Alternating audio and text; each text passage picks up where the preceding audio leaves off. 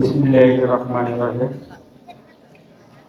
আজকে স্বপ্ননীল ফাউন্ডেশন জামালপুরের উদ্যোগে সম্মানিত সভাপতি সাহেব উপস্থিত, ৬ নং নুরুন্দি ইউনিয়নের নুরুল্লাহ ভাই উপস্থিত, ৬ নং নুরুন্দি ইউনিয়নের ইনচার্জ জনাব সজিবউদ্দিন সাহেব উপস্থিত, অন্যান্য নেতৃবৃন্দগণ, আসসালামু আলাইকুম। আজকে যে আয়োজনটা করা হয়েছে এটা সত্য সবার আপনারা আমার সবারই দরকার। আল্লাহ পাক পবিত্র কোরআন এবং হাদিসে বলছেন যে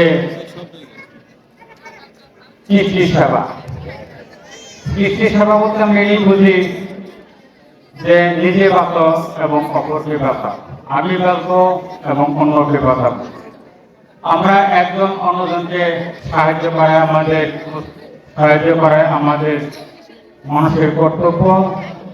আমি এই আয়োজনের যারা আয়োজন করেছেন তাদেরকে আমি অত্যন্ত ভালো মনে করব, কারণ যারা এই আয়োজন করছে তাদের দ্বারা আমরা সকলে সফল কামনা হব।